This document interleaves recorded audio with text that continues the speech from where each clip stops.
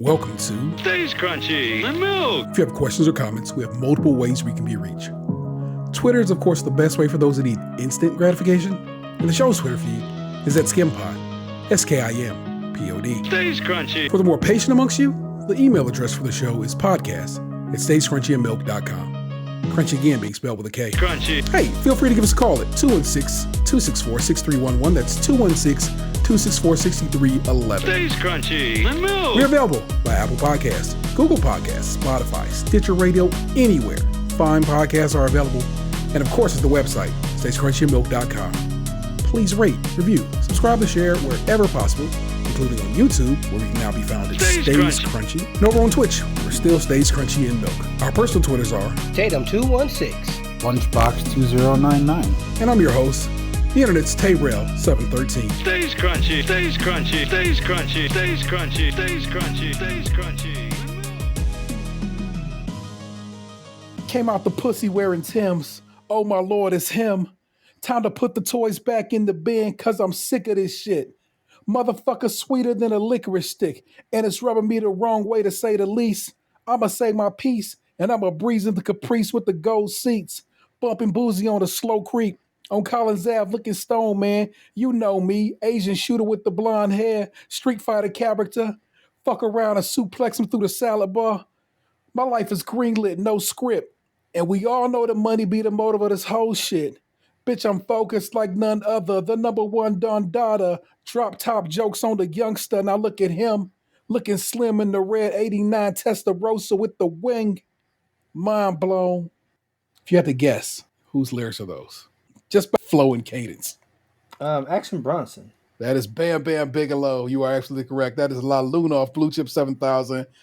He raps over like basically Alchemist produced phone beat, and it's a really dope track. But hello, and welcome to it. This is Stays Crunchy Milk. It's episode 479. And in Northwest Arkansas, joke ass bitches don't play. The internet's Tayrell 713. That is I, and I'm joined by my best friends. It's Tatum 216. Yes, I'm here. And poet Lunchbox 2099 is coming to the microphone. Show him some love. Show him some love. Chill out. What you yelling for? Lay back. It's all been done before. And if you could only let it be, you will see. I like you the way you are. When we're driving in your car and you're talking to me one-on-one, but you become somebody else around everyone else. You're watching your back like you can't relax. You try to be cool. You look like a fool to me. Tell me, why'd you have to go and make things so complicated? And you break, and you something, and you something. Yeah, you do it. You do this one. I see the way you're acting like you're somebody else. Gets me frustrated. Life's like this, and you fall, and you crawl, and you break, and you take what you get, and you turn it into honesty and promise me I'm never gonna find you faking. No, no, no. Ashley Simpson? Close. Who is it? Avril Lavigne. Oh, okay. I can deal with that. That is kind of cool. Okay, fair enough. Hey, man. Whew. We had it. You know what it is, I'm saying? Remote. I actually didn't pull a news story. Like, I was just like, I'm not in the mood for no news this week. But I did find what I thought was an interesting, little fun article. And I figured we could fuck around with this and now Find have out. a good time. I mean, to one sense, yes. This is from the good people over at Bring Me, which is one of, I think, BuzzFeed's travel vertical. This is by Hannah Lowenthal. No one else in the world does it. People are sharing the telltale signs that someone is American, and some of these are painfully accurate. As an American, I always try to blend in when I travel, but maybe I'm not doing that great at doing a great job, because apparently people from abroad have quite a few ideas about how you can immediately identify an American. So Redditor user /Ermland20 asked, what's an obvious sign someone's American? And here are some of the responses. 1. In Salzburg, I went to pick something up from a drugstore. As I was checking out, I said hello to the cashier, thinking there was very little difference between how I said it and how Austrians say it. But the cashier immediately started speaking to me in English. I asked her how she knew I was American, and she stared at me in the eye and said, "Hello." I just about died laughing. I'm a very stereotypically friendly American who says hello exactly like that. It's one of my favorite memories from that trip. 2. I worked as a cashier in a touristy area of Paris.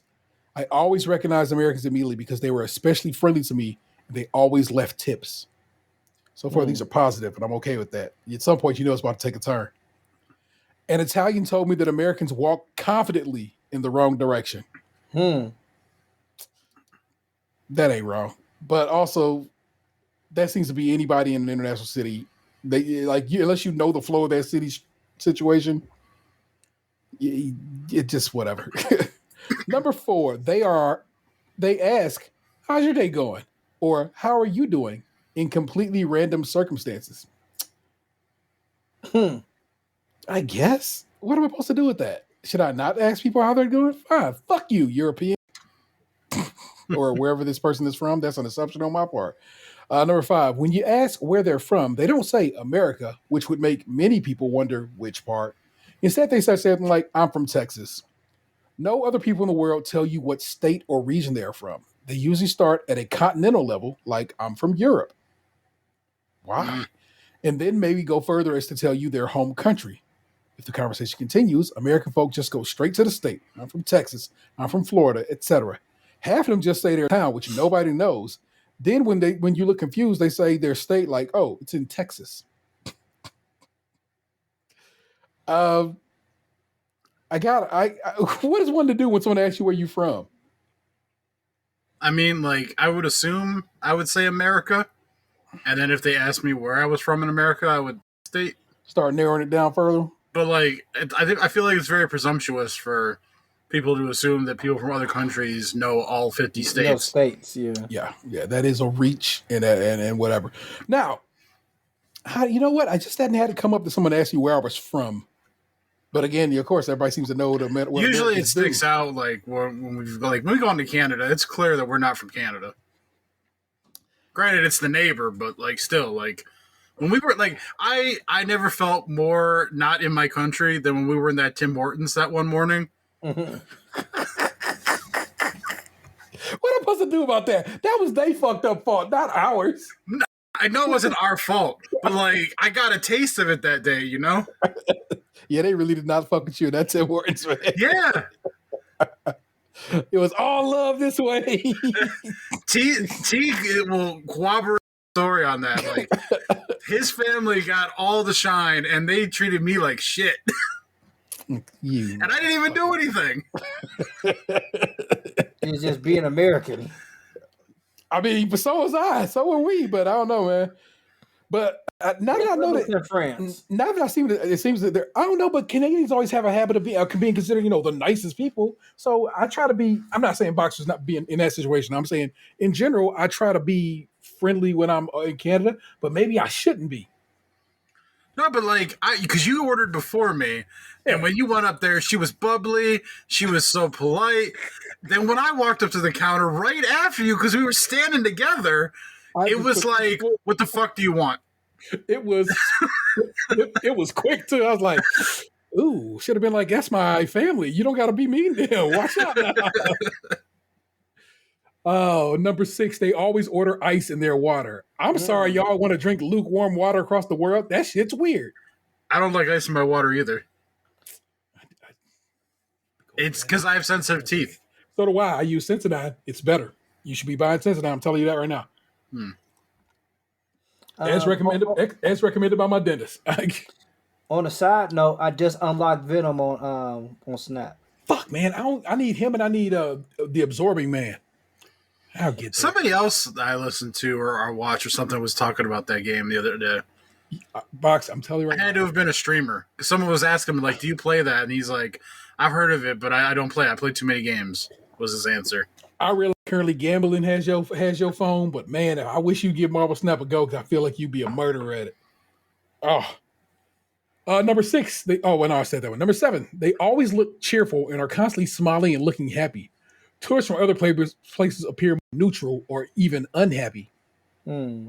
If I made my ass all the way or made my way all the way to Europe, I'm gonna be happy about that shit. I'm sorry, but I'm not sorry. That's okay. Jesus, man. They ask, so what you do? Well, no, excuse me. So what do you do right after meeting someone? It's not a faux pas or anything, but it's just something that seems more important to Americans. You know, I'm still hung up on the last one. And I don't think that's strictly an American thing. I think that's just a person thing because people don't generally appreciate what they have in their own situation. And so when someone else is excited to enjoy what they take for granted every day, I think that's just a people thing. That's not an American thing. Like if we walk around Cleveland all the time, when we work downtown.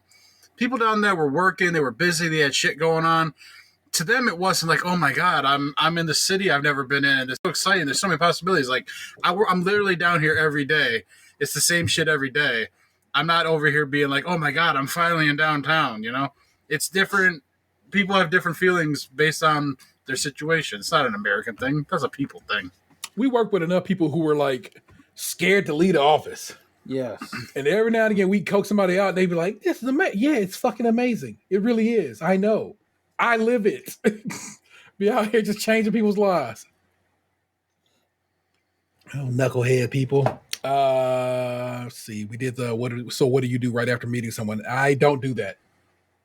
In most meeting situations, it's like, "What's good?" or "Hey, what's up?" or anything like that. There. But all right, whatever. Let's see. They drive from one shop to the next, even if it's only a 50-meter walk. No, that's not true. I again, I walk all over. I park that car, and if possible, if I don't even have to move the car from the Airbnb or whatever, and just walk, I just walk. I love walking around. Like I said, the only big international cities I've been to were Cancun and Toronto. And Cancun, they provided if you want to go into the shopping district, it was like a bus from the hotel, so I drive anywhere. Did you like armored guards or something? No, it's just a bus. It's like a hotel bus. Honestly, God, it's the most boring thing. I only ask because you hear so many people taking like trips down like south like that, and not necessarily Cancun, multiple places, but it's like you always hear like, oh, they ushered us from the airport to the hotel, and it was like you drive through the most crippling of poverty to this lush resort. And So now here again, it's been it's literally been it'll be 23 years this year since I went to Mexico. So you know what I'm saying, it's a very different time. We were told by whoever our representative was at the airport in Cleveland here, was like, hey yo, you get there, look for a person wearing this color shirt. Those are people who rep us or this travel agency or whatever, this travel group we were traveling with, and don't hook up with nobody else. And I'm like, well, sure, whatever. And you get there and you see people in similar colored shirts, just enough to kind of pull you toward them.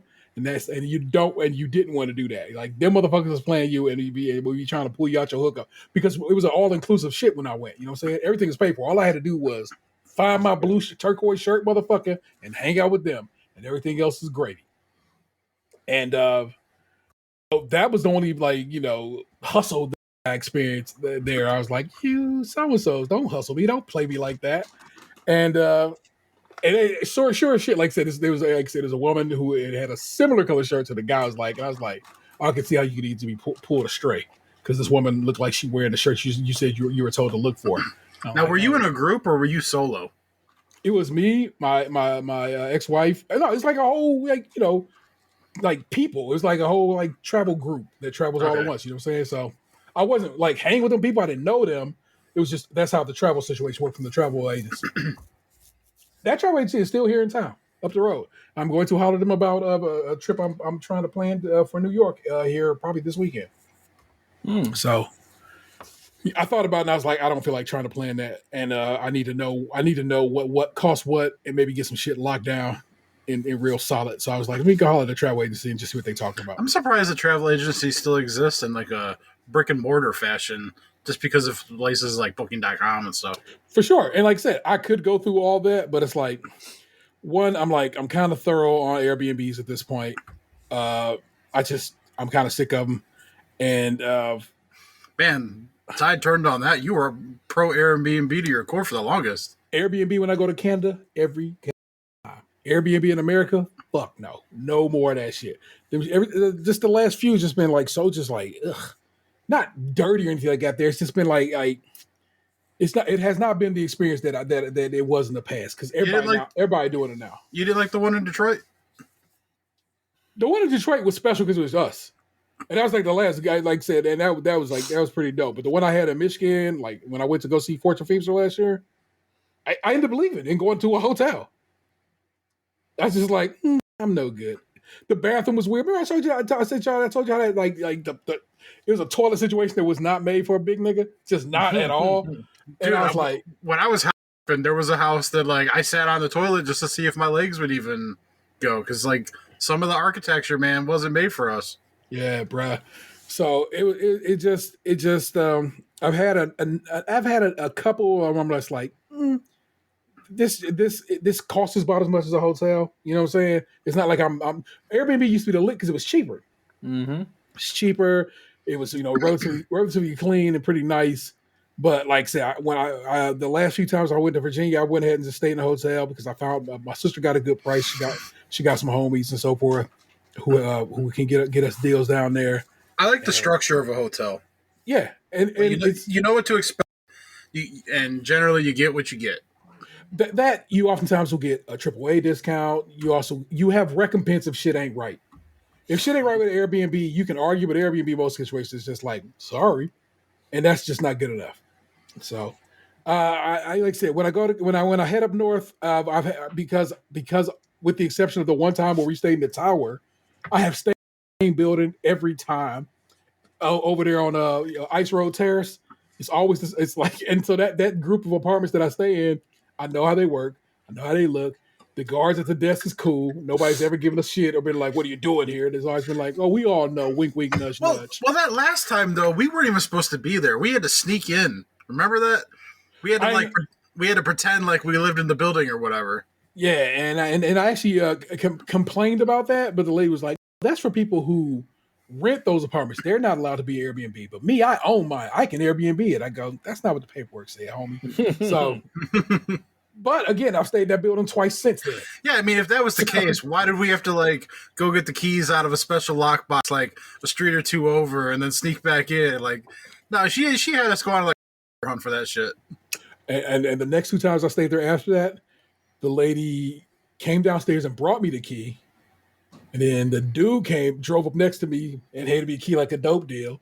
So like I said, you're not supposed to be Airbnb in that bitch. Everybody seems to know it, but everybody seems to be like, just that sort of wink and nod. Mm-hmm. But so like I said, it is what it is, man. But who knows? Maybe I will get a hotel next time I go to Canada just to kind of get that experience. I've never stayed in a Canadian hotel. Maybe that'd be lovely. Let's see. Number 10. They give gentle grins to strangers as they pass by and make eye contact. It may be received in the Midwest, but not Germany. Fucking Germans. Number 11. When I lived in Europe, people only said Americans eat while walking. What? If I was eating a bagel or something on the way to work or class, multiple people would ask if I was an American. I don't do that. I can't eat and move. Like, I can chew gum and walk, but I'm not trying to take a slice. I know, but like, I'm not trying to eat like a cream cheese bagel while walking down the street. Like, what the fuck is that? Faux show. Number 12, tipping. Americans will try to tip everyone, even in countries where tipping isn't a thing and can be considered insulting. If you're insulted by me handing you a little extra dough, that's on you and not me. We have been taught to do right by good service. And I get it. In your country, you think you don't need it, or y'all don't need it. Great, y'all paid a healthy wage. But here, I think what you've just done goes above and beyond what I expected. I'm gonna hit you with a little extra. Be cool. Take this dough. Tuck that in your pocket and be cool. I go, hey, I got some cash on me. Dope. Who would be mad that you got extra money? But then, I don't know. Maybe that's our mindset. You know what I'm saying? So, It's a pride thing, I would assume. Like, you're doing your job, and the people you're like serving think less of you. Like you don't make enough. Like you said, like that you don't make enough to live, and so you need their pity money or whatever. Like, Pity money. I'm not saying that I think like that. Like, I would take that, but like I could see maybe if that's their culture, where like they do make enough to provide for themselves doing that job. Maybe a tip would be insulting, because the people that they're worried on like think that they're less than them. would you say Maybe in some circumstances they're thinking like you're treating them like a sex worker or something like that. I just don't understand why people. Like, Again, I'm not built like this. Like when you in a hotel, like you just handing somebody some money. It's like, look, dude, I'm not about to fuck you. What are you doing? Man, what a wild way to be. I've never tipped anyone in a hotel, but like I've never really had. You're supposed to leave a little on a nightstand basis for the people who clean the room. Yeah, and I've tried to. And here's the thing. I have attempted to do this multiple times, and I come back my money there every time. So at this point, I'm like, what am I supposed to do? Wouldn't you just tip it? Wouldn't you just chip when you check out? no. I guess maybe you could, but I guess staff would be different if you're staying multiple days, maybe. I used to listen to this podcast called Schmanner, which is a manners podcast. And they explain how you're supposed to just leave a couple of bucks, nothing outlandish, just a couple, maybe a 5. When you leave for the day, you know what I'm saying? Because when you come back, you know what I'm saying? They usually have turned your sheets, giving you fresh towels, so forth and so on. But what happens if they get accused of stealing? That's the problem. It's like, that's exactly what it is. Maybe I'm just not staying at nice enough hotels, you know what I'm saying? Where they understand that I am tipping them. And in these days and times, they don't do like the last time we stayed somewhere, they're like, since you're staying these amount of days, we don't offer any room service for you, like any turn down service. No, And like, that's becoming obsolete almost everywhere. Like, staff will come the day you leave, like whatever day you're checking out, that's the day they'll clean out your room. Yeah, so I prefer that they don't come and tuck my bed sheets back in every day. Like, you know how hard it is getting them shits out of there when you're trying to go to bed? Whereas I enjoy a crisply made bed. I just simply do. So that's just, I don't even make my bed at home. I do. And like, I'm not knocking you for it. Like, I just like, I'm serious. Like, if you make your bed and you want that on your trip, you're well within your rights to do that. Just for me, like, I don't need it like at home or on the road. Like, if I check into a hotel and I'm there for 4 days, you don't have to come make my bed every day. Like, I prefer that you don't, and then I don't need a new towel. Like, I reuse my towels at home. Like, I might need another one, like if it fell on the floor or something. Like, because I usually, like, what I'll do is if I know that like we're done, I'll put it on the floor and I'll walk on like a bath mat if I don't have a big enough bath mat in the hotel room bathroom or whatever. But like otherwise, like I don't need another towel, as long as it didn't hit the floor. Fair. Number 13, they act so amazed by things that are more than 200 years old, presumably because they don't have many things that old in the USA. I like to remind. So let's get this straight right quick. The United States of America is about 40 years old, 250 some odd years old, correct? North America has been here forever. People have been in America in in this section of North America for at least 700 years of recorded history, in addition to the indigenous people that were there again this whole time. There is shit here that is older than 200 years old. Y'all gotta quit acting like fools. At that point, you're just being wildly disrespectful for no goddamn reason. What I'm impressed by is things that I've seen in history books that I get to see in person now. That's dope. And why can't I be excited that like, yo, that's Big motherfucking Ben. That's Tower Bridge. You know what I'm saying? That's the Eiffel Tower. You would think they'd be happy that we would even know anything that they fucking have over there. No, I don't think that. But I understand. What I mean is, like, we're not required to learn anything about their cultures. Yeah. So if we can appreciate what they have, why is that a negative? I don't know why. I'm sorry. Yeah, the only thing that was really kind of valid that I feel so far was like, oh yeah, I'm from America. Like if they talk to you more, then I'll say, oh, I'm from Cleveland, Ohio, Yeah, because we can narrow it down further as yeah, needed. we can narrow it down further. But other than that, this list just sounds like they wanted to shit on us just a little bit. A segment I've been batting around in my head that might become a thing sooner than later is things I've learned on TikTok. And a thing I learned on TikTok is just casual xenophobia against Americans from Europeans. They just really just want to talk shit about us. So it's cool. Be that way. Number 14. To quote a Latvian woman I met at a hostel, you hear Americans coming like thunder. More often than not, if people are talking and laughing louder than everyone else, they're American. I guess. Am I supposed to what? Just whisper, not enjoy life? Like it's like these people seem so goddamn miserable. I mean, from movies and stereotypes that we have here, that's that's everybody else. Like, oh, I love it here. Oh yes, I'm foreign. 15. They coffee into go cups.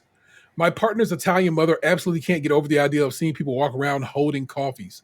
Americans are the only ones who don't enjoy their coffee while seated at a cafe.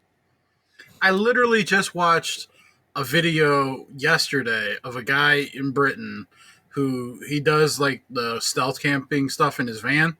Yeah. He was at a fucking rest stop and they had a drive-through Starbucks. It's not just us. No, it's simply not. I literally was just sitting here drinking a cup of tea. And I don't know if that makes me whatever. And actually, I don't really. It makes you British. Hey. It's a shame it's not a Tuesday. 16. I was once on a biking tour in Europe, and there was one man who blatantly fit the bill. He had an unusual beard and huge white teeth. He was extremely friendly and a bit loud, and he literally carried a jar of peanut butter with him. He said it was the most efficient way to fuel up for his exercise. It's good protein, got some good sugars in it to keep you going. He's not wrong. That is thing, because I know a lot of Europeans don't fuck with peanut butter at all. So, but I guess more for us. Yes.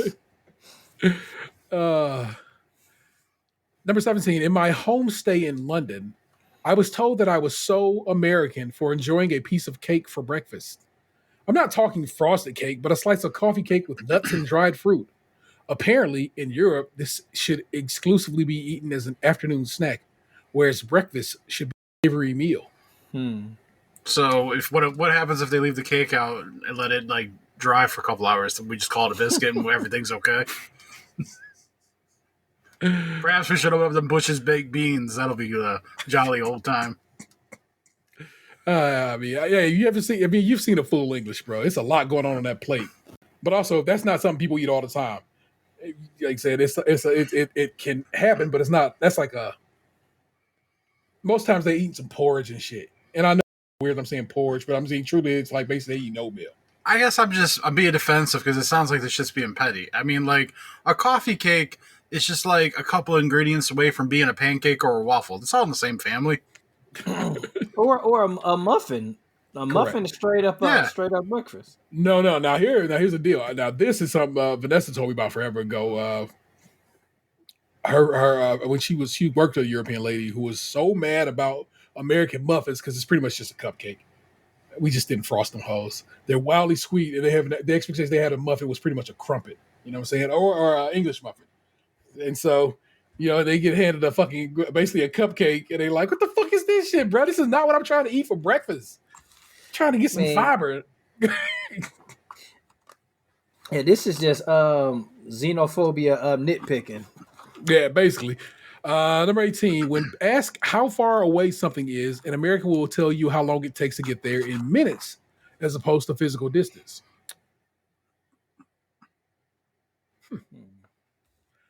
I think that is just based on just the size of America.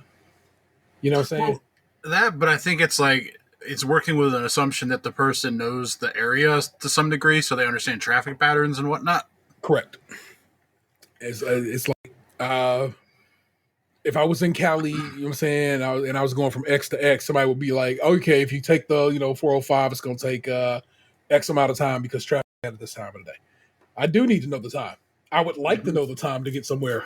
Yeah, because I mean, 2 miles in Ohio isn't the same as 2 miles in California. Exactly. That's definitely true. Number 19, from what I've been told by European friends and travelers, it's a complete and utter lack of an indoor voice that instantly reveals an American. They are hanging around extroverts or some shit. Because, like I said, we keep that shit real quiet. How interesting. Can't call it. Number 20, an Italian told me he could tell I was American right away because I wore my sunglasses on the top of my head when I wasn't using them. Okay, that one I kind of like. That's an interesting take. I usually either do that, but that's rare because I don't trust them to stay. Usually what I'll do is I'll take them off and then I'll tuck them into the front of my shirt. Yeah. 21, I've always observed that my friends from the U.S. like to point at stuff while walking and narrate what it is. We were out walking around Amsterdam recently and they were like, hey, look, it's a smoke shop. Oh, look, a sex shop. Look at the canal. It was like watching Netflix with audio descriptions turned on. Oh, shit. 22, they wear crew socks in white running shoes, khaki cargo shorts, a polo shirt, and a baseball cap. It is the typical outfit of American tourists traveling around Europe after retirement. Sounds like they just described the members of Blink-182.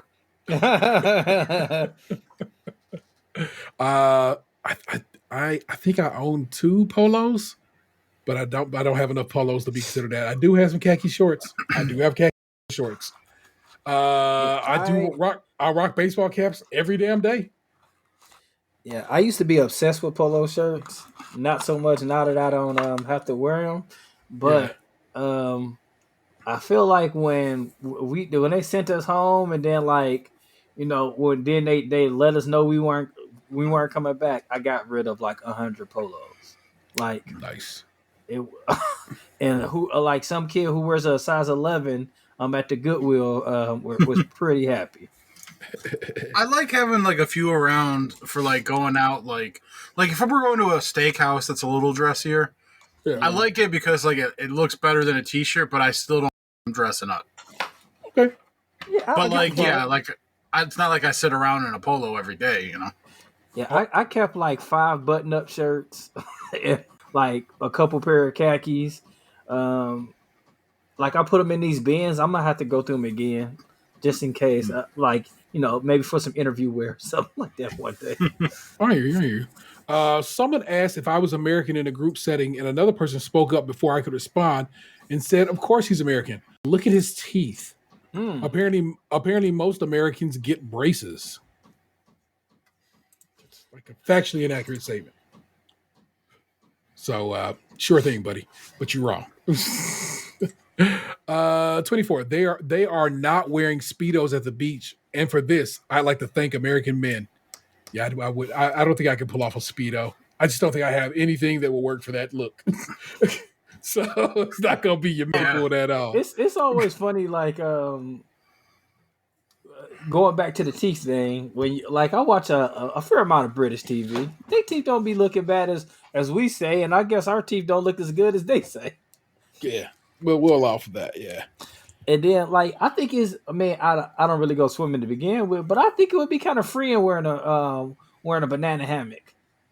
I've been to the beach in Canada, and actually in Mexico, and they are 1,000% correct. Dudes be rocking Speedos, and I'll see an old man in Speedos. I'll see young men. I'm like, okay, brothers, y'all out here, bro. Who am I to not a kid to try?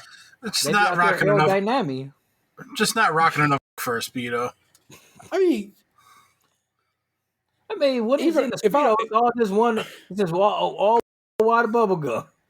if I was MC Hammer humps and the bumps, I still wouldn't be rocking the damn Speedo. It just don't. I can't do it. Oh man, if I was walking around with a sledgehammer, I'd fucking rock Speedos. I wouldn't give a shit.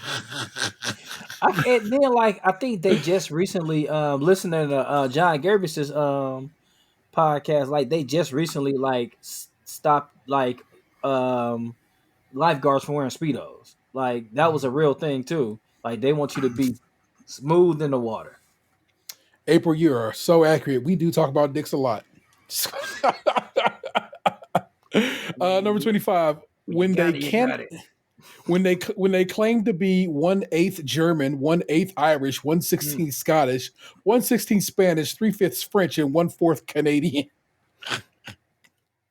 That's some white shit. It's real. It just is, and we all know it. So, so that was the end of that. So, non-Americans, what did I miss? What's a telltale sign that someone is from the U.S.? Tell us in the comments.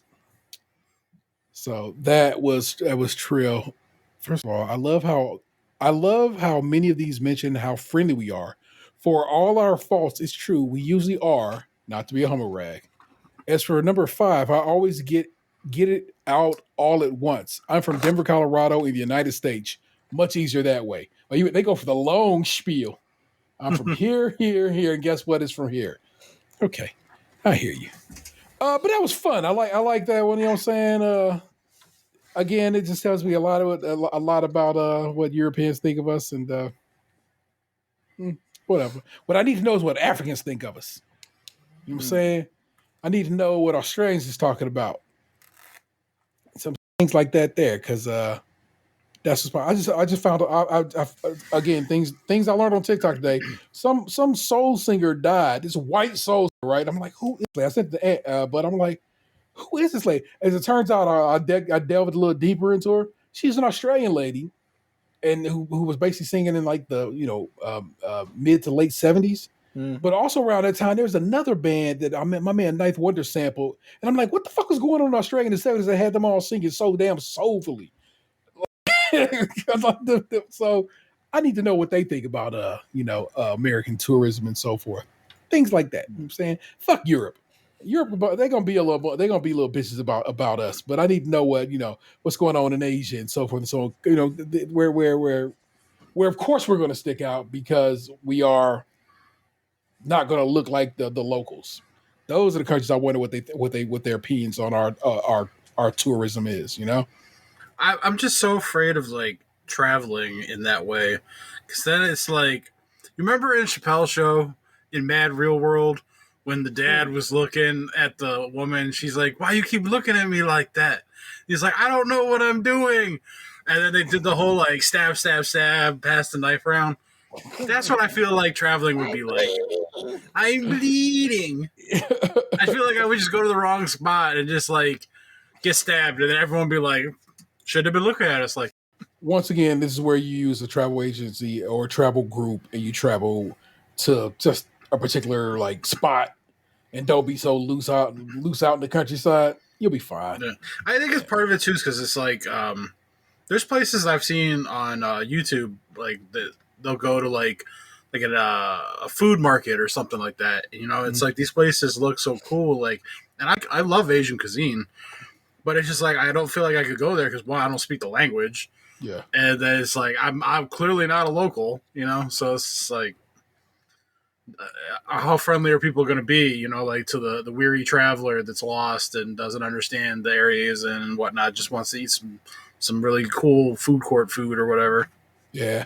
Like I said, oftentimes you hear that you're fine over there because they need tourism. It's a part of what that place usually makes their money off of, and so they don't want nobody getting caught up or stabbed up or anything like that. They're just gonna fuck with the money.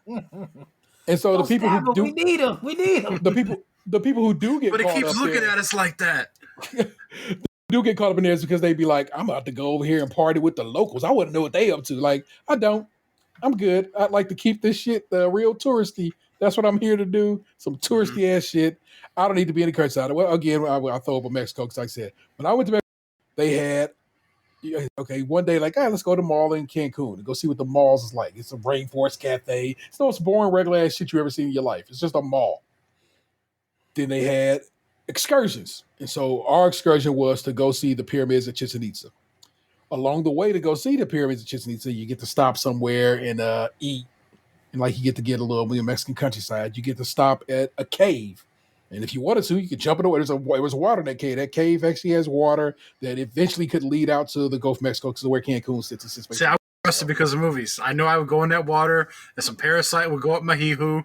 And the next thing I know, I'm pulling out things and I'm dying.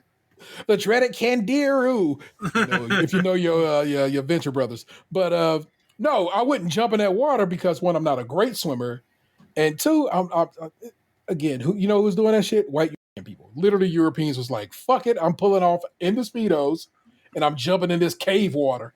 Like, no, what? Because then you're wet the rest of the trip. Exactly.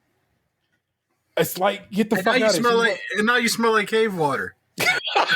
Which is just salt water, if you ever wondered. It wasn't nothing to out the hookup. It was dope to be in that cave because you could look up and see out of it. Chalfie, when he went to Mexico City, ate at a cave restaurant, and the same thing. It was like a similar style. It's just some of the features that Mexico has in its land. Like basically, you can look up and be like, "Yo, it's outside right there," but down here it's a cave and stuff. I thought that was kind of dope, and so there's excursions to be had. They want to keep you safe, so they're not, like I said, as long as you don't act a fool.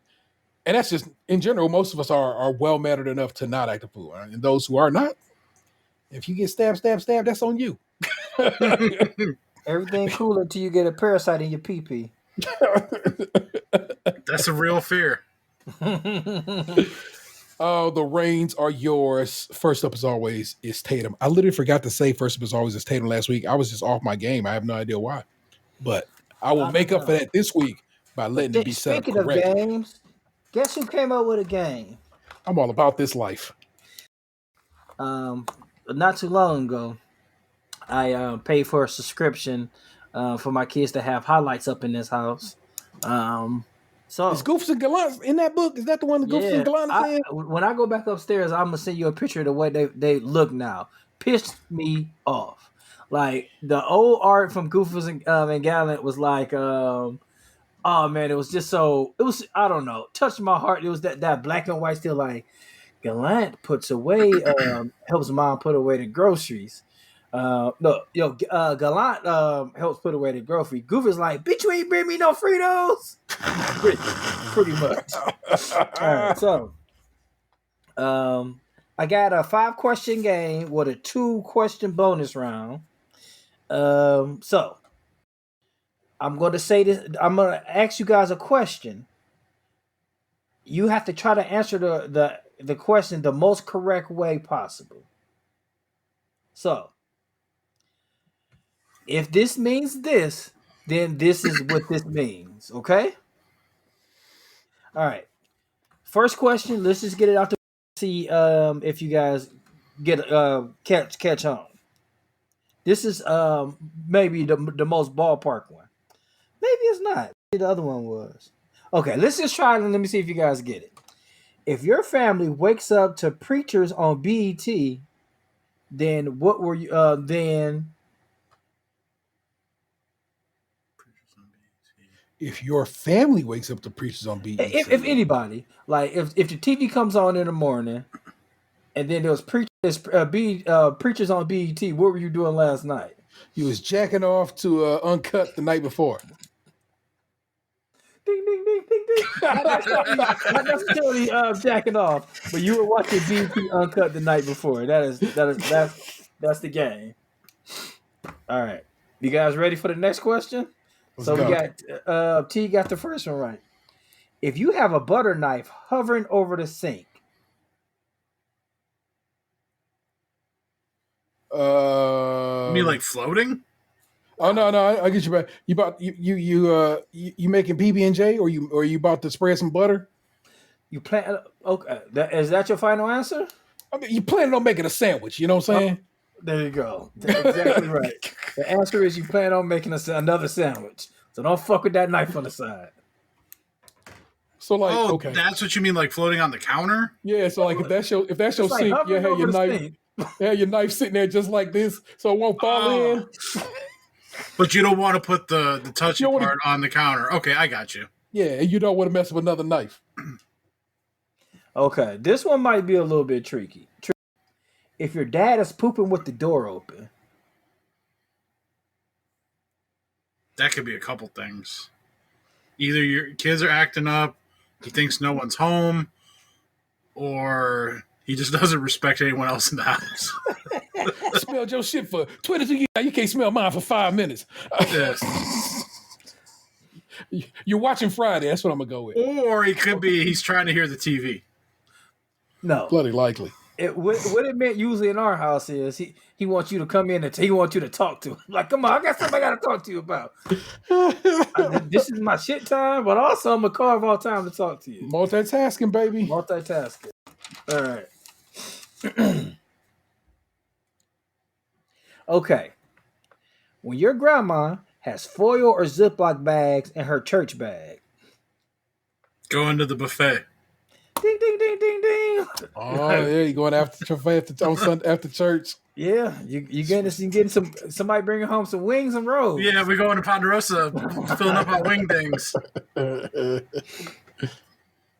All right. If your mom comes home and touches the back of the TV. To see if you were watching it, check to see if it's hot. You was on punishment, wasn't supposed to be watching it. So I'm gonna give Dan one, and I'm gonna give you points on that one. You were on punishment. That is you'll check to see if you were watching it. Yes. All right. If you walked up multiple times to the pencil sharpener at school. You have ADHD, just not untreated ADHD. That is not the correct answer, T. My guess would have been you were checking out a classmate. Checking out the teacher. No, but I wish. So the answer to that is your outfit was fresh that day, and you had to keep on going up to the pencil sharpener for people to see what you was wearing. I guess that's just a life I never lived because I remember going to school in sweatpants and an Urkel sweater. Hashtag OOTD. I was just about to say that that sweater was lovely. I love that picture with you with the sweater on. All right. Last but not least, this is one of the last ones I put down. If someone tells you to relax.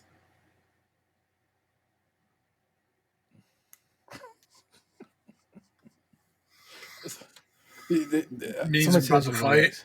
That you are. I'll tell you fighting. It means, motherfucker, you should relax. I mean, that's kind of what I said. Yeah, sure. Dad get bonus points. Oh my god! Fucking you relax. Got to talk telling me what I'm gonna do. Oh shit! That is in the similar vein. If I saw a TikTok today that was like, "Go ahead, hey man, I just want whoever needs to hear this, man, throw your PlayStation box out." He's like, because you don't need it. I'm like, you don't know what I need, bitch. Hey, don't judge me in my boxes. I carved out space for this box. It could be where it want to be. Thank you. You know what I'm saying? That's what's up, man. It ain't in your way. Well, that was brilliant. I love your games, man. We do the far too little. We should, again, if I'm about to come up with a whole thing about things I learned on TikTok, we need to maybe have a game a month at least. You know what I'm saying? A game a month. Yeah, man. Game of the month. Yeah, or so. I mean, if you want to do a different one, or if you want to just establish a whatever, man. I think it would be far too tedious to have the same game every month. I mean, it would depend on like what I would figure out. But yeah, we could try to do it more often. I'll come up with some stuff. Excellent. That is what's up, Box Man. We playing Give and Go, and the microphone is yours, sir. It's been kind of a quiet week for me. I watched some sports. Like this past weekend was the first week of the NFL playoffs, so my first NFL season with sports betting legal here. So did some gambling. I think I haven't checked today, but I'm pretty sure yesterday was the last day of my HBO Max subscription. So I did watch This Is Us. I mean, The Last of Us, not This Is Us. You should watch This Is Us. A damn good show. I'm not watching Weedus, so I think we're past that. No, because the whole thing's done. So now you can just you can rattle through that shit and enjoy. That's what I mean. Is if I was going to ride the wave, I needed to get on while the water was still, in motion. Nah, like The Office is like one of the most popular streaming shows ever right now. Still, and it's far past Office. But I feel like the Office has reached a point where it's too hyped. It needs to dial it back a little bit. Like, The Office is good, but The Office ain't that good. I don't know, man. Like, I think about like certain episodes of The Office on a daily basis. But also, I did think like just the other day, I thought about watching this episode of This Is Us. Like that was a solid ass show, especially like the first couple seasons. Now the last couple seasons, I can see where you can stick up your nose at that, but like those first couple seasons were beyond great. I think it's just I'm getting to the point where like it's like everybody loves The Office, really. Like The Office ain't been on in years at this point. Yeah. Like we don't all love The Office that much. I think when and I know this is also like almost a couple years behind, but like The Office being on Netflix was probably the most incredible thing for The Office because like a lot of people said, "Oh, that shit was good. That shit was good," and then not only did you get to watch it, but you got to watch it with your kids, and you got to like watch the full run of it all at once. Well, I need people now to get together with their kids and enjoy that 90s show because I started watching that before we started recording tonight. 7 episodes in as of this recording, and it's reminding me of how much I enjoyed that 70s show. And I think part of that was because my grandmother's the one who got me watching it. Oh wow! Like when it originally was on, her and I used to watch it together. Did she know they were smoking weed on the show? I mean, I imagine so. We didn't really talk about it, but like, I'm sure my grandmother knew what weed was. Stay off the reefer, Dan. We never had a conversation about that. Like, I was never really told to like not do stuff or whatever. Like, I don't know if like they just assumed that like I was okay or whatever, but like I never really had like a birds and bees talk. I never had a like don't do drugs talk. I didn't really get any of that shit. It's like I see these things in movies and TV shows, and that's kind of where I got them from, was from the movies and TV shows. Like I never had like my dad come into my bedroom and sit down and have an awkward conversation with me about where to put my penis and any of that stuff. Like that never happened. Like never came up.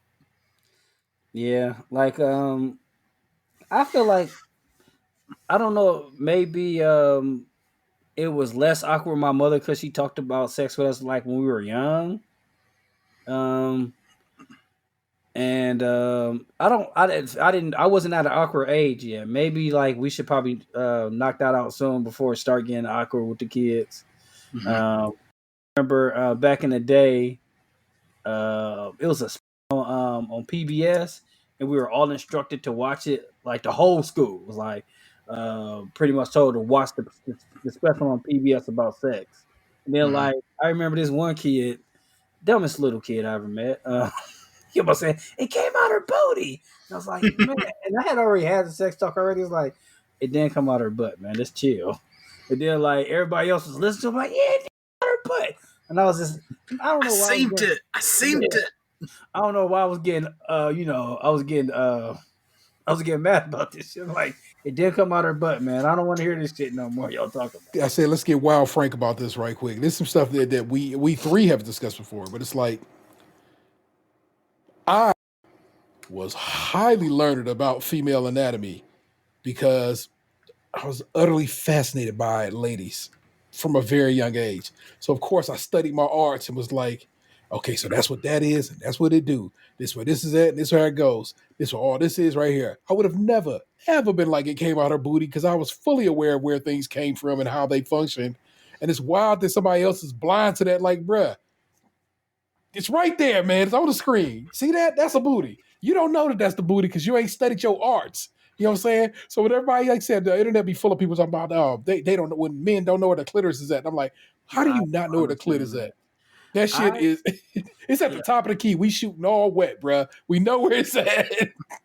What's funny to me is like, I remember, I was terrible. I remember when I was like a kid and like, I never had like a stage. I was like, oh, girls are yucky. So Same.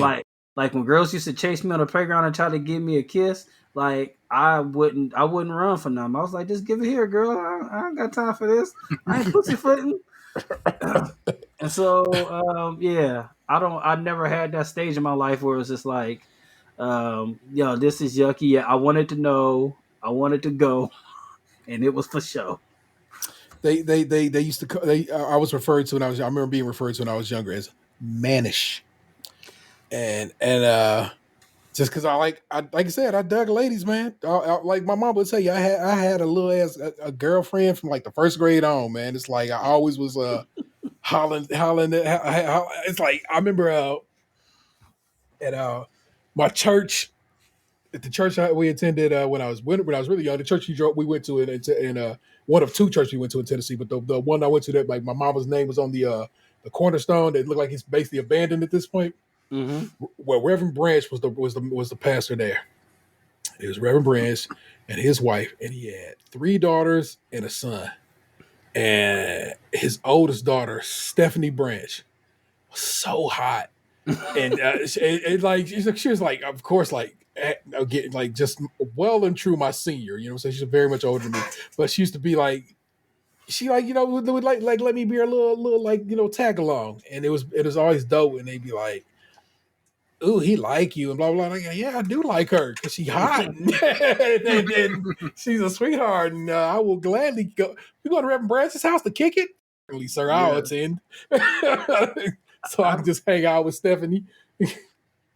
When I know I was little, I think I was like maybe in kindergarten or something like that. But like my mom, one of her friends was going through a rough time, so her daughter came to stay with us, and her friend come over, and her friend name was Trina. And like my mother still talked to this day, like I seen Trina. She got 6 kids, and all of them by different daddies. I was like, okay, Ma. So Trina, I don't really remember how she looked. All I remember is like she calling me her little boyfriend, and she should have never did that because I used to be rubbing on her leg. I used to be kissing on her cheeks and stuff like that. And it was just like a nonstop thing. I was just like, why you come on, girl? Well, shit, she was like 16 and I was 5.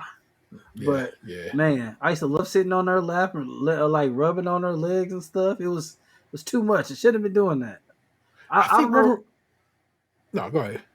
Yeah, I don't know what I would do if I just seen Emery rubbing on the almost grown woman. I don't know what I would do. I'm like, come on, man, you can't be doing that. Yeah. No, I remember it was. I think one of Reverend Branch's was named Trina. I think it was Stephanie and what was the other one? Sounds like you're about to start rapping a DMX song. It was Trina. Yeah, it was definitely Trina's. Joanne. It was Stephanie, Trina, and Joanne. And Tony was of his son, and Reverend Branch has since passed on. His wife has passed away, and Tony has passed away. Tony was special needs. I think he had Down syndrome, and he passed away in recent years. So I don't know how the Branch sisters is holding up, but I hope you're well. If ever you hear my podcast, just know he was real special to a young man. So. Yeah, man. Like I said, I was like I said, highly learned about these things. Constantly hitting up the encyclopedias, reading. I would read romance novels if I'd see them because I was a voracious reader when I was younger. You know what I'm saying? And like, magazines, like I said, when I would just come across them and so forth and so on, and not like porn magazines, just like ladies magazines, like Self and Woman's World or Woman's Day or whatever them shits is called. You know what I'm saying? So I said when I hear things today, when I see things today that are like men don't know this, men don't know that, I go, I am not that man. But also in a lot of circumstances, I'm just not that man. I was just about to say that because like I'll listen to the Black Guy Who Tips, and like Karen be going off on like, well, this happened. I'm like, man, I don't know any dudes like that. Like, first of all, I know like, you know, like most of my friends have moved away, and like I don't live in the same area I used to live in, so I very well might know some dudes that's like that cat call and do that kind of stuff. It was like, but not really. Like, you know, I spent most of my life in corporate America, and if you do that shit, you'll get in trouble. Or if, like, because I remember, you know, not to get too off track, but I remember it was like a bar situation at work where somebody did something, but not to an employee, and it still got back to work, and they still got in trouble. Wow. Because the other people like told on this person, and it was just like, and like I said, this is secondhand information because I wasn't there. But the thing was, it was like the other employees were uncomfortable with this person's behavior towards another person, and they got back to work. So, yeah, but I don't know if like we're just like different men individually. Like, hey, we don't, you know, we try to at least be decent people. But like half the stuff that goes on the world, I was like, I don't think I would be comfortable doing that. And like, you know, catcalling a woman or grabbing a butt in public. Like, I don't think I would ever try to touch anybody, like, you know, that I didn't know or something like that. I would feel like I would throw up or something like that. I don't know. I wouldn't know how to. I just don't know how that situation would be. Yeah, that's real. That's just what it is to be who we are, I guess. Well, we said all that to say, I'm pretty sure my grandmother knew what a weed circle was on that 70s show. Well, I only said that because I didn't know until later on that's what that meant. Well, so that show was like the sitcom of like my teenage years. And so like I follow like an Instagram account that'll put up clips from it, and I'm like, man, I love this show. And then today they dropped I don't know, it's not a reboot, it's a continuation, we'll call it, where the parents from that 70s show are now grandparents. And the premise of the show is like the granddaughter staying with them for the summer or something. And so it's like there's new kids, and so it's really more of the show from the granddaughter's perspective and then the grandparents with cameos from some of the original cast members. So I could see how like maybe it won't speak to a new generation, and it might have a little bit of a difficulty grabbing those of us that enjoyed the original. But I hope that it sticks, because so far, like I definitely have laughed a few times. Like I'm enjoying it. Yeah, I'm going to watch it. I seen like a little clip where like Kelso's son and I guess Eric's and Donna's daughter were about to go somewhere, and then like Kelso comes in. I'm like, woo! He picks up the mom. Like I seen like little clips of it. Like, yeah, that's in the first episode. Yeah, I'll probably give it a watch. Like, it's a quick watch. Like the first episode was about 30 minutes, but like everyone after that's been about 20, like 22. Okay. Yeah. So standard sitcom fare. Mm-hmm. So you said like during your teenage years, that was like your sitcom, right? But what was like your melodrama? Everwood. That's where I know Everwood and One Tree Hill. Yeah, I used to fuck with One Tree Hill. I used to mess with Everwood a little bit, but like with Star Lord, like before he was Star Lord. Yep. And Okay, I had to Everwood. look. I had to look up Everwood right quick. That's the one with Treat Williams. I used to fuck with Everwood. Yeah, with Treat that, Williams, Star Lord, Emily Van Camp. who I fucking loved. And then years later, when I see her in Marvel movies, I was like, "Still love you. You're still great." So fuck with Emily Van Camp, man. I felt like they flubbed the ending to Everwood. What Like, happened at the end?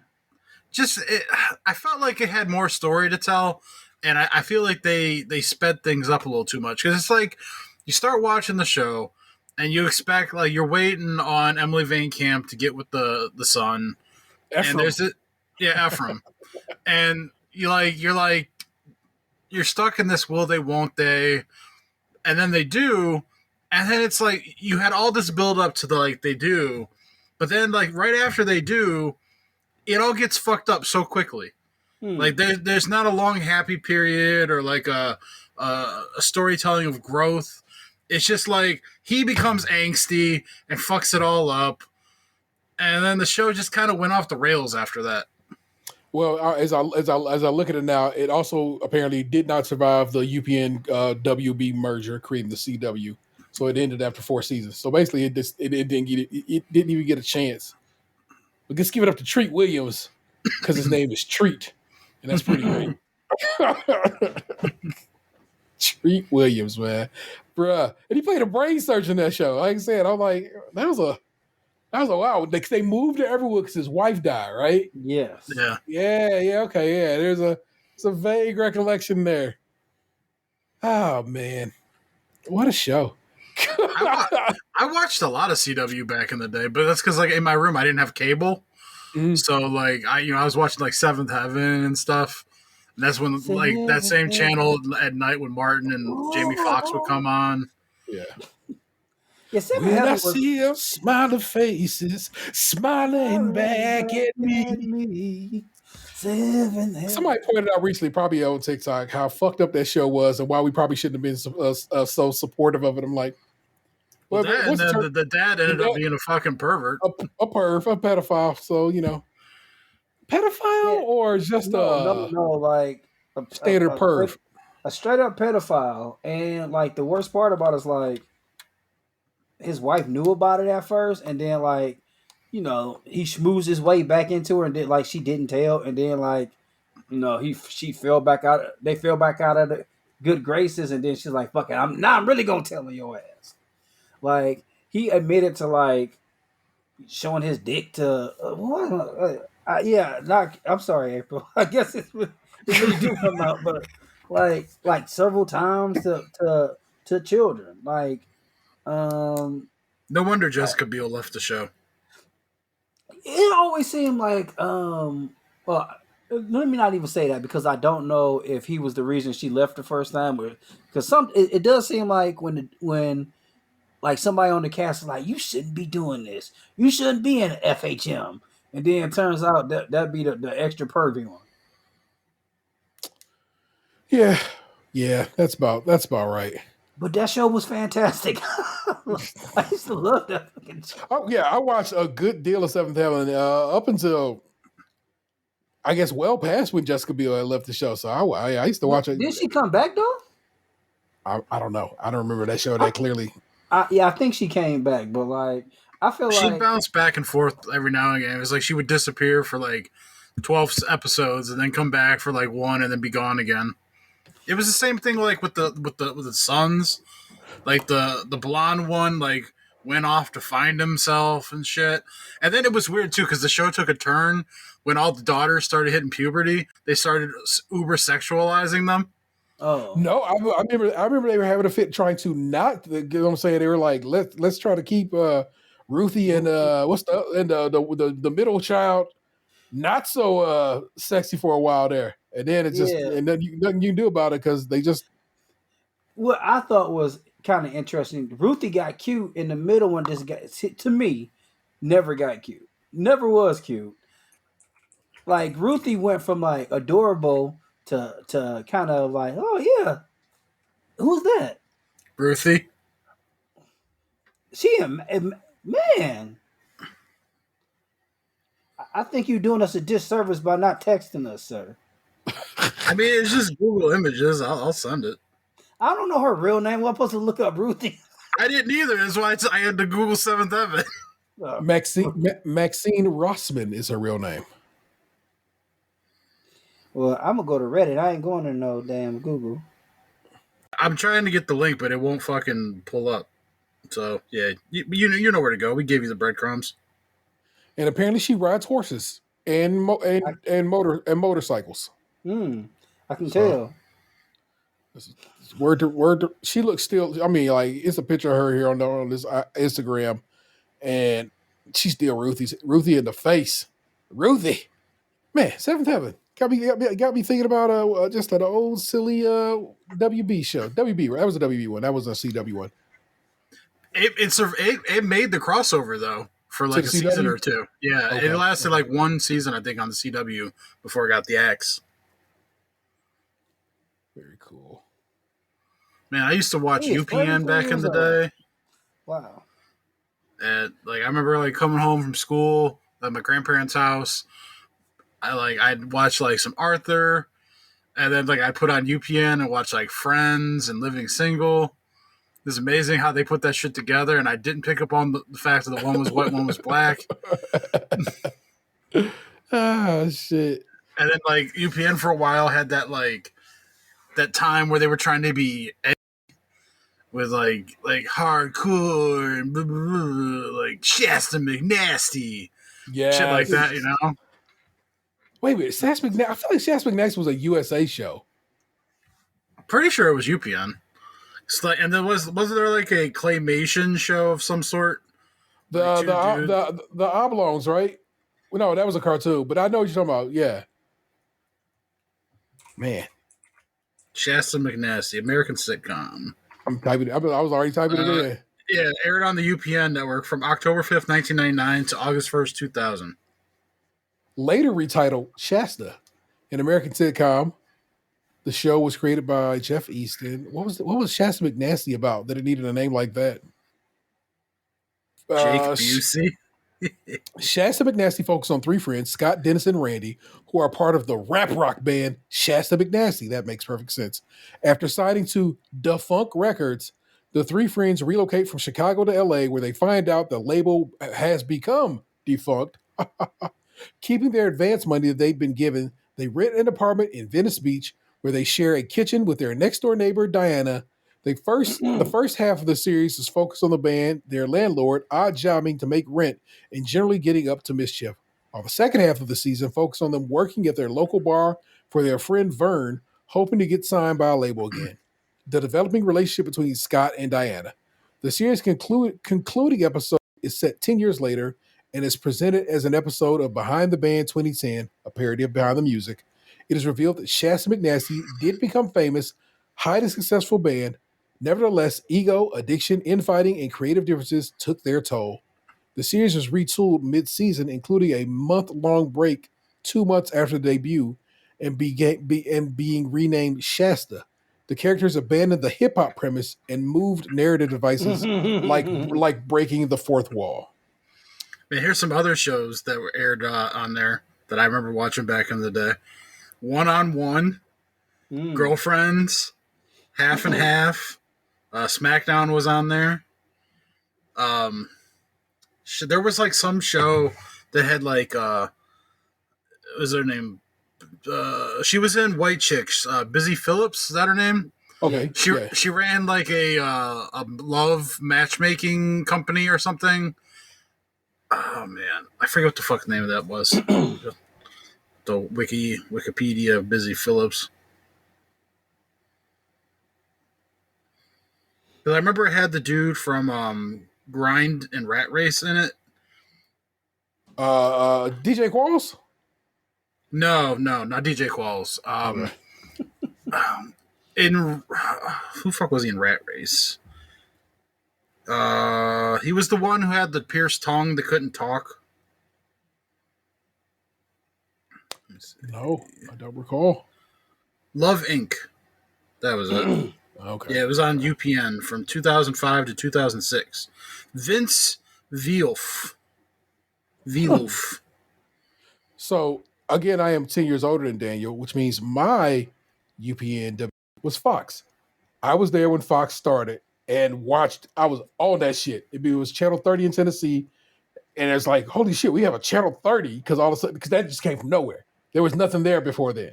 It was channel, you know what I'm saying? It was like I think in Tennessee, I think it was Channel 3, 5, 13, and 24. For us here, it was 43. Yeah. And then out of nowhere, we got Channel 30, Fox. And I was like, yo, bruh, Herman's Head. What else is on Fox that I can remember? Open House, which I believe was a spinoff from Open House spinoff from? It was another more serious comedy that it spun off from. And I want to say Ellen DeGeneres was in Open House. I kind of remember that one. I just remember the theme, Open House. Yeah. What else is on Fox? It was like a Showtime show that they stuck over on. Gary Shandling show was on Fox for a little bit. And like I said, that was really a Showtime show that they was like, all right, we'll let you basically borrow it or have it. The Tracy Ullman show? Tracy Ullman show, which of course, before it had The Simpsons, had another cartoon it had where it was basically a working woman. You know what I'm saying? During the interstitials before they got to The Simpsons. Parker Lewis Can't Lose. My man Corin Nemec, whose name I remember clear as day, and my man Kubiak. Yeah. Because Kubiak went on to star in ER for years. The rest of ER's run, he was in ER. What else is on Fox when it first started? Married with Children, of course. You know what I'm saying? Which is, of course, a classic. It says Open House was a spinoff of the Fox series Duet. Duet, yes. And Duet was, oh my God, I kind of can almost in my mind remember the Duet theme song, which is basically about these people dating. It was like a little rom-com. And you know your boy T loves a little rom-com. Yeah, it says Duet was 3 seasons, 54 episodes. Open House was 1 season, 24 episodes. Not Don Lemon. Jack Lemon's son, I think it's Chris Lemon. Oh shit, he's on both of them. That was from the brain. He was your spinoff guy. That's who he's put, because he played the guy's best friend in Duet. And when they spun him off to his own show, they were and Open House was about basically a real estate office, if I'm not mistaken. Yeah, Open House was Allison LaPlaca, Mary Page Keller, Chris Lemon, and Ellen DeGeneres. Yeah, holy smokes! And I think I dug Allison LaPlaca's general. Open House starred Allison LaPlaca as Linda Phillips, the former studio executive who brought the same zeal pushing costly houses for Juan Verde Real Estate as she did working at Worldwide Studios. Yep.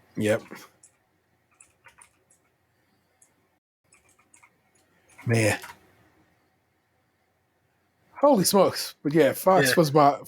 Duet is an American sitcom that aired on Fox from April 19th, 1987 to August 20th, 1989. Originally, the story centered on the romance of a novelist, Matthew Lawrence, and a caterer, Mary Page Keller, but gradually the focus shifted to their yuppie friends, Chris Lemon and Allison LaPlaca, and the show was rebranded as Open House. The series was created by Ruth Bennett and Susan Seeger and was produced by Paramount Television. Yep. Like I said, I thought it just was its own like spinoff. I didn't realize it was retooled to become that. Oh my goodness. I want to find Duet's theme song. Holy shit. Yes. Clear as day. Now, remember last time I tried to share a YouTube link with y'all, it really fucked up the whole computer operation. So I'm just going to hand you guys the link in our chat.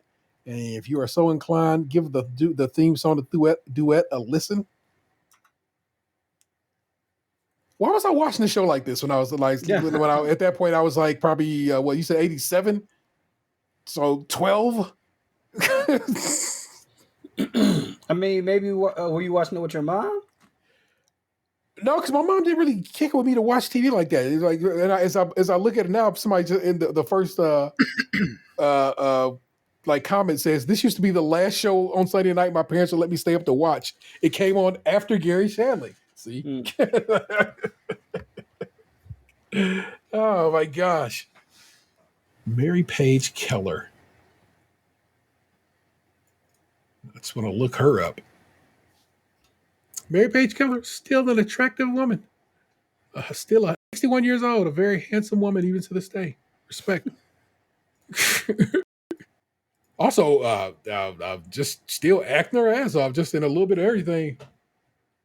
Well, I don't know. Technically, I guess the last thing she was in seems to be pretty. She was in did a bit of an arc on Pretty Little Liars. So it's been some years, but you remember Kate and Allie? Yeah. That was a sitcom. I remember that one too. Like, I don't know. We were quite a TV watching family. Like anything that came on, I know I like we at least gave it a try. Yeah. Like I'm still sad that they don't put Dream on HBO. I know it's some I, kerfuffle with that. I remember Dream On. It was something with the dude who starred in it. He was there's something like dirt with him or something. I thought that something like it was like something that got to do with the production company. How can I remember Open House, a show that lasted a single season, 24 episodes? Because it was your shit. I guess it truly was, man. That is so interesting to me. That's the brain, bro. I remember Too Close for Comfort. It was a syndicated sitcom. Because the dude was it Ted Knight? Yeah. And he had a couple of daughters. Yeah. Any show that was with a couple of daughters on, I was down. Maybe that's what it was. They knew what it was, but here, give you a couple of chicks to check out. Alison LaPlaca. Yeah, I super thought Alison LaPlaca was a fetching woman as well. And not to mention, like Ted Knight did the commercials for Garfield USA. Oh shit! Like at U.S. Acres, like Friends. No, like what's the place your grandmother used to take you, and you had Dan, where you was like, man, you just taking a long way. Southgate, USA. Oh, and Ted Knight did the commercial. Was he local? I don't remember if he's local or not, but I remember Ted Knight did Southgate USA commercials.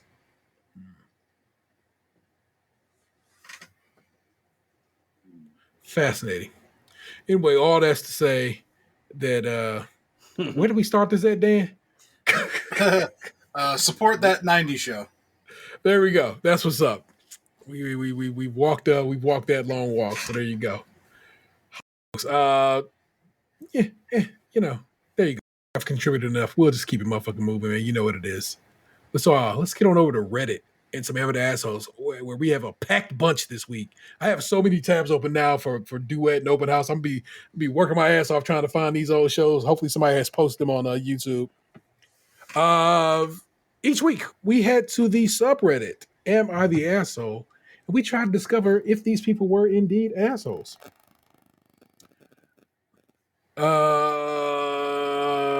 I pulled 4 this week. We don't. No. Actually, does I have 4? Do I have 4? I do have 4. I have 4 this week.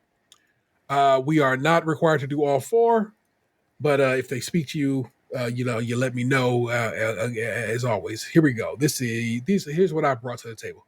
Am I the asshole for not taking my daughters when my ex gave birth?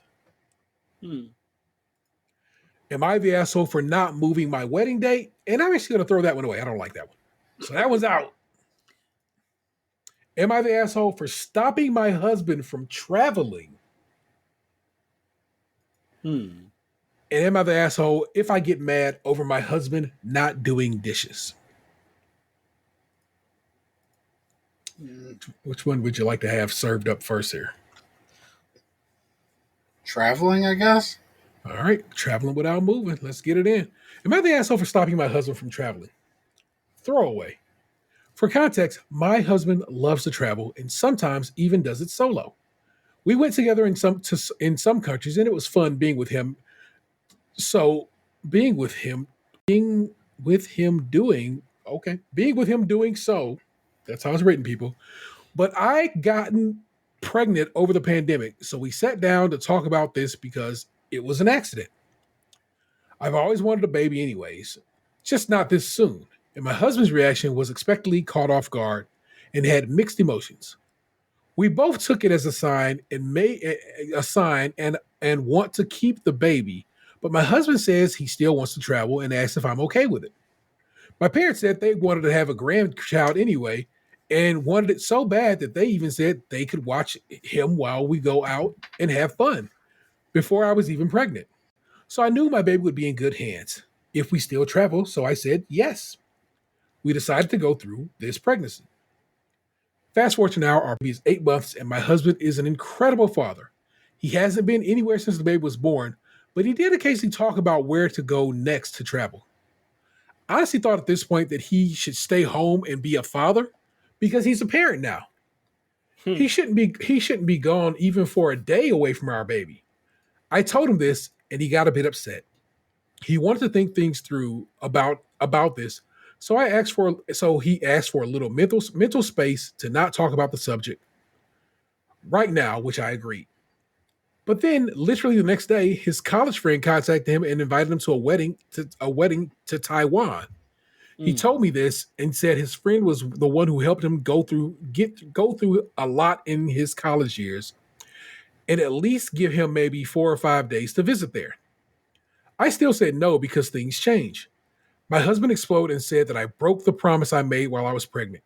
He kept telling me to give the baby to my parents to watch, but I said we would be responsible parents. We wouldn't be responsible parents if we do that.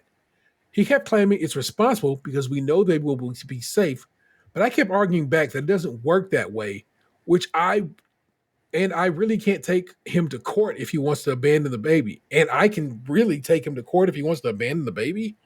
Wow, the fuck. He broke his gaming system out of anger, and gotten silent afterwards. He only communicated about baby-related things, but wouldn't talk to me about anything else. Am I the asshole? Now, I should have asked before. Once I read that title, I feel this person is the asshole? But I didn't. So, alas, we'll do that for the other ones. Okay. So, I think this, for the first time, and I'm going to just step to the plate here. I think this is an everyone sucks here. Yes, you're an asshole for saying, "Oh, we can travel and leave the kid with my mama, my parents," and then when the time comes to do that, you're like, "Nah, fuck that," because you violated. And I get it. You said it before you had the baby, so you didn't know what being a mom would be like, but still, you did say it, and so that's real. But it's real whack that dude broke his game system and given a solid treatment. That shit is almost Childish. a threat. It's childish as fuck, but it's almost an implied threat when you break something, and then the silent treatment is definitely is lightweight abusive, and that's from a guy who does the silent treatment and has been trying to be much better about that in life. It's just what I leaned on for a long time because I was like, I ain't trying to talk about no shit, but anyway, that's growing as a person, people. Silent treatment ain't cool. Don't do that. So, yeah, they both fucking suck. But, yeah, I'll stick with that. That's my belief on the matter. If y'all have anything y'all contribute to that? No, they both suck. Like, do is childish, but like when you agree on something, like you just can't back out of it. Yeah, like I understand both of their perspectives to a degree because like just because you have a kid doesn't mean you're not who you are. Yeah.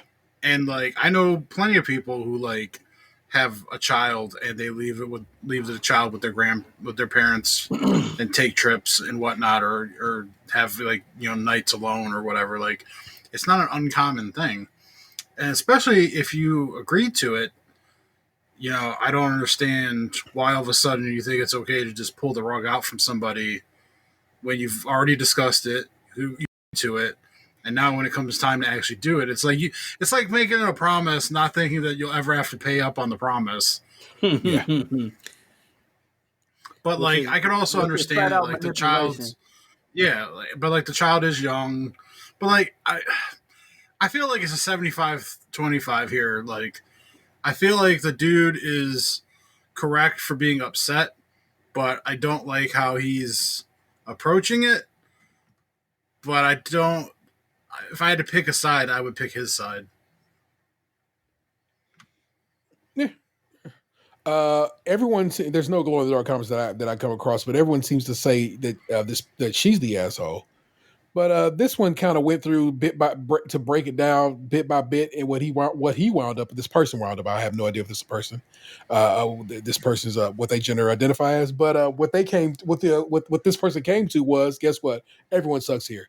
You for being a delusional, controlling, and manipulative, which I didn't even look at it all like that, but factual. Yeah. And him for losing it on his gaming system. Everyone sucks. That's it.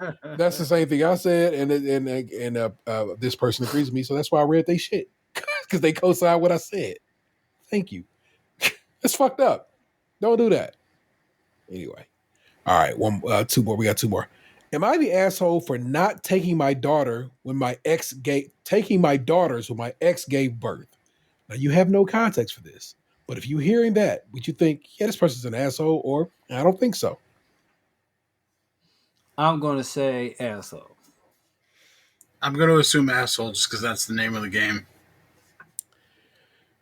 My ex-wife, Emma, and my wife, Laura, were pregnant around the same time. Laura was about 10 weeks ahead of Emma. In November, Laura gave birth to our son a few days after his due date. 3 days after he and Laura came home, I received a panicked phone call from my sister-in-law asking if I could take my daughter's 9 female twins, as Emma had been taken to the hospital the night before and was being taken for a C-section. Sister-in-law and my brother had taken the girls in overnight, but weren't able to take them for long due to lack of space, as they have 4 children themselves. Sister-in-law said Emma was looking at a minimum of 5 days in the hospital, and then the baby would need to stay in the hospital for a while. The baby came home for Christmas. I told my sister-in-law that we couldn't take the girls because we had just had our son and we were wanting to spend the time just bonding as a family of 3. Sister-in-law angrily told me that having a new son didn't cancel out the fact that I already had 2 daughters. I apologized and told her that I couldn't take them in right now, but I would send her some money to help out while they have the girls. If we hadn't just brought him home, I would have taken the girls in. But Laura had already decided that we didn't want any guests for the first few weeks, and I told Emma this. While Emma was in the hospital, the girls stayed with sister-in-law and my brother another night before they went to stay with Emma's husband's parents. While the baby was in the hospital, because Emma and her husband were spending most of their time at the hospital, they were cared for a lot by Emma's in-laws, or my sister-in-law and brother. After a week or so, Laura and I offered to take the girls, but they told us they didn't want to stay because we were more focused on our son. It did feel like they were parenting what they had heard from the adults around them, though admittedly, with the sleepless night, some things such as a video call with the girls. After the baby came home and everything settled down with Emma, she sent me a long email in the middle of the night explaining that she was disappointed in my actions and thought I would see this as a medical emergency and I wouldn't need to be asked to take them in. I told her we just had our son and I had to think about his needs as well, especially when there is plenty of people around them to care for them. Emma told me that any communication is now to go through the lawyer because she's fed up with dealing with me and is going to take me to court to get full custody instead of 50-50. I didn't think it was unreasonable to not take them in given we just had a baby. Laura wants me to fix it as we can't afford my child maintenance more than doubling if Emma gets full custody. Am I the asshole for not taking my daughters in? Edit. My sister-in-law and brother-in-law live in a small 3-bedroom house. Having my daughters there as well meant they were struggling more than usual for space. I don't blame them for not being able to take them full time. They are saving up for a bigger house. Don't get me wrong, I love my daughters. I cherish the time I get with them. If I lost custody, Emma wouldn't allow me to get to see them. She had wanted full custody when we divorced, but I fought for 50-50. She was angry about the divorce. Is this person an asshole? Yes. And I'm going to say... I feel like they are. The number one reason to me is you called your fucking kids guest. I couldn't take in guests. They're your children. Just like the same, like you can't we always joke around about this here. Like when you gonna babysit your kids? Like you can't babysit your children. They're your children. Yeah. Like you call his guests, man. Yeah. These is the dudes that make us look bad. Yeah, it's literally the same thought I had. This is the only thing I could think of while reading this whole thing, or listening to this whole thing. Yeah. Yeah, you're a colossal fucking asshole. I would like to pretend that I am shocked, but I'm not. Because to certain...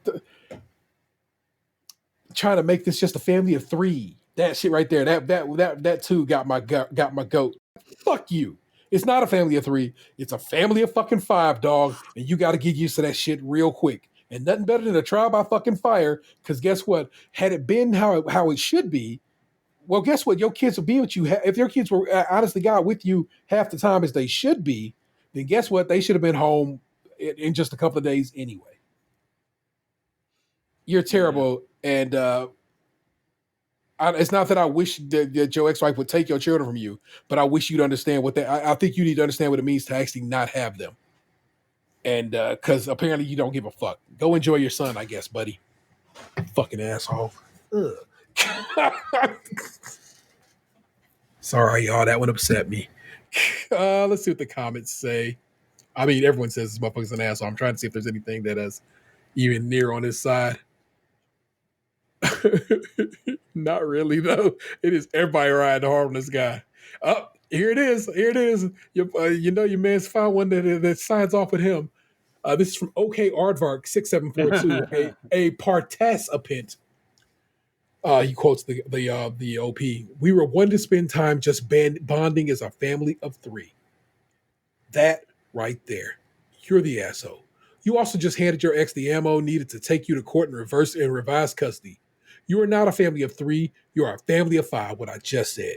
And 9 years old is old enough to take care of a lot of basic needs with minimal supervision. You don't need your eyes on 9-year-olds 100% of the time like you would a younger child. It's entirely possible to get 9-year-olds quickly settled with a meal or an activity and tend to your wife and baby. 9 years old is enough to remember that dad chose the new baby over me. The feeling is going to stick with them for years.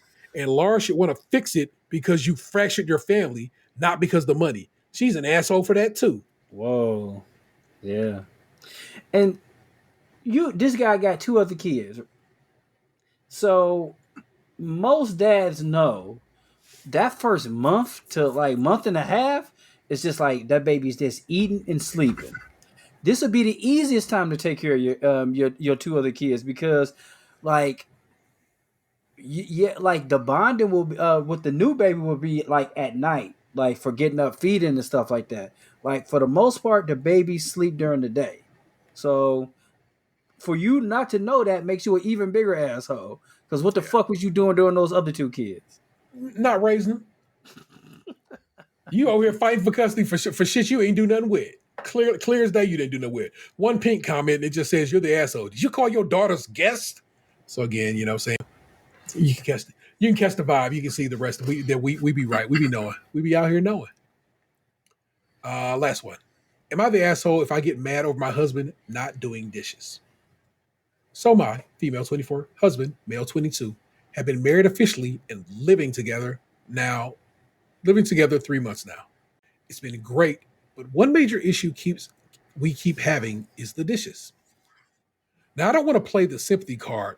Oh, I was supposed to ask you if y'all think this person is a or not. So I'll stop there first before I get any further. I'm leaning towards asshole right off the bat. So okay, you think she's going to be the asshole? Okay, I'll go with no for the sake of being different. There we go. All right, I'm different. Now I don't want to play the sympathy card, but recently I've been working 55 hours a week while he's only working 35 to 40. I know it doesn't seem like much. Most nights I come home exhausted or sick from something I picked up at work to make dinner and run the budget, things like that. And when I come home, he's playing guitar, video games, or watching TV. When we first moved in together, we had an agreement that if I cook, he'll do the dishes. But recently, it's been all on me to cook, to do the dishes, to clean the entire kitchen while he does the bare minimum. Yes, he can organize things and take out bins once or twice a week, but it's still not enough. I brought it up recently that I'm feeling overwhelmed. He told me that me asking him to do the dishes every day annoys him since his mom used to volunteer him to do dishes. When he lived with her and nagged him for hours on end until it was done. She also cut off his bedroom electric if he didn't do the dishes. He feels he chips in more than enough. I told him he's a grown man with his own house, and if he's not willing to share the chores, then I'll stop doing my part and he'll see how much I actually do compared to him. So I've stopped doing the dishes. 3 days in the sink is full and the kitchen stinks. Apparently, it makes me the asshole according to him and our friends, but I feel like I need to stand my ground. Am I the problem? Edit. So comments mentioning how I discussed 2 weeks ago about getting my own place. If you look at the post, it was on. If you look at the post, it was a post about your most successful New Year's resolution. Mine was the year I promised myself I wouldn't have a suicide attempt and get my own place, which I achieved. So of course somebody must have dug up something in the past. And yes, we've been trying since I was 17 and he was 16. But there's a reason behind it, and I'll discuss it in another post at some time. And I don't know what they were trying. So whatever. The reason you're not the asshole is because you try to have a conversation with this man and say, hey, I'm working real hard. You're not working as much as me. Could you make it a point to get the dishes done? You did, if assuming this all stands, the test, then you did what you're supposed to do, and that is have a conversation and say, hey, buddy, this is not working out as well as you seem to believe it to be. Him bringing up his mama and shit like that has little to do with anything. Motherfucker, do the goddamn dishes. Contribute to this house that we both are a part of, and chill out with that shit. It's childish and wildly disrespectful to what seems to be your very hard work wife. Again, we take it as at face value. We don't try to dig any further and see what.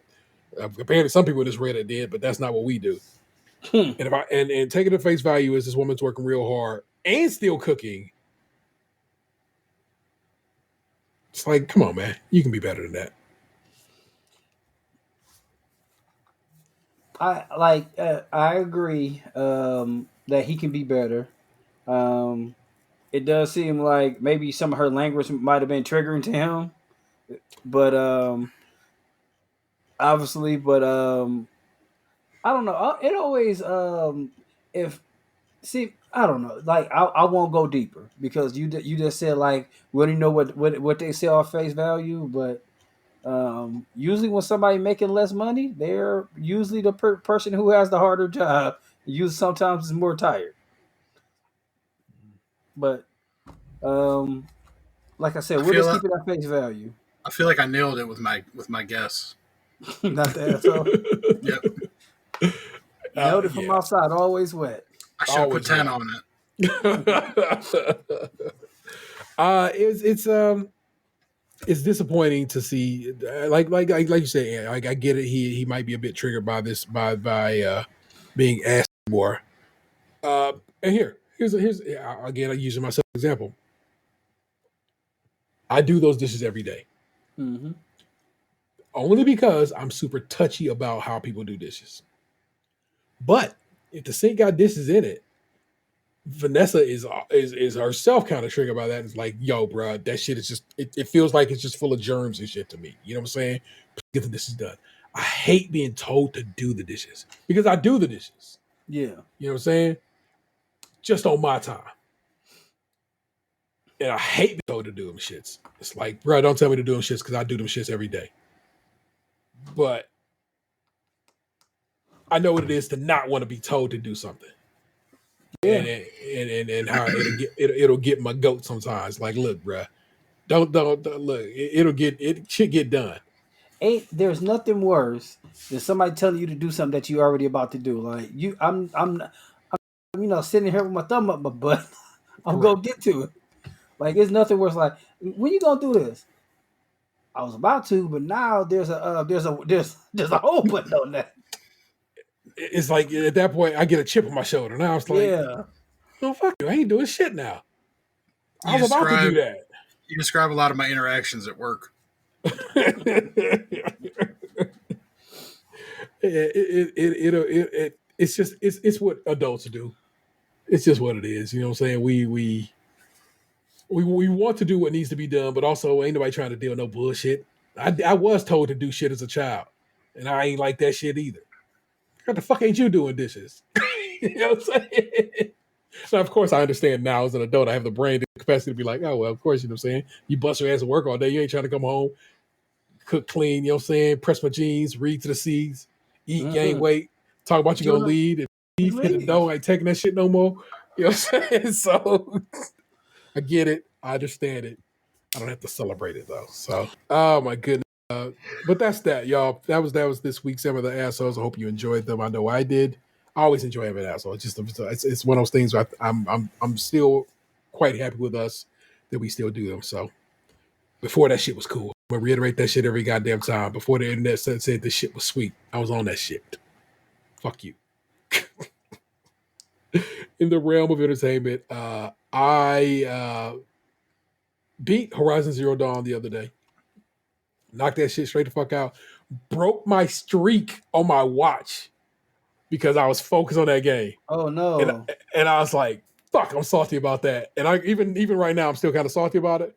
But also I'm just like, I gotta let that go. I have to let it go, and I will let it go. But I knew I was close, and I just wanted to finish it. And so I was like, it's cool.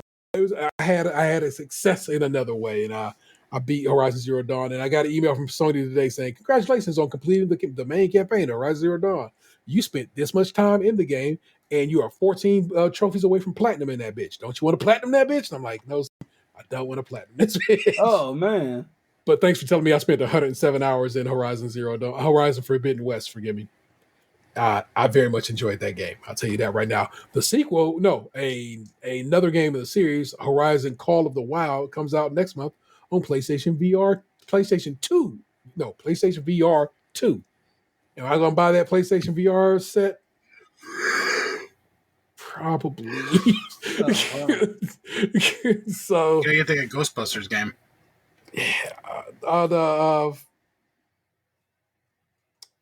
The one by Raphael Sadiq's company. How you been playing it? No, I'm saying they have a game coming out for the PlayStation VR 2 thing. Oh, well, maybe. I thought you was the one that you bought. You mean this one? The disc is in the hard drive. I haven't played it yet, though. Oh, I haven't played it yet. Hey, the fact that it's got in there is like half the damn battle. Yeah, I put it in there the other day to install or do whatever I needed to do, and then I haven't been back. Very good. Maybe tomorrow. And what I want to say about Horizon Forbidden West is that Angela Bassett was robbed. Angela Bassett, yes, Oscar nominated, Golden Globe winning, Critics' Choice Award winning, Angela Bassett plays a character in this game. And guess what the fuck Angela Bassett does? Angela Bassett the fuck out of that character. And the fact that she didn't get no fucking kind of nomination or love shown at the Video Game Awards, in general, Horizon didn't get shown a lot of love at those awards, is a goddamn smack in Angela Bassett's face. Because guess what? Angela Bassett the shit out that character. I was like, yeah, damn, this is good as shit.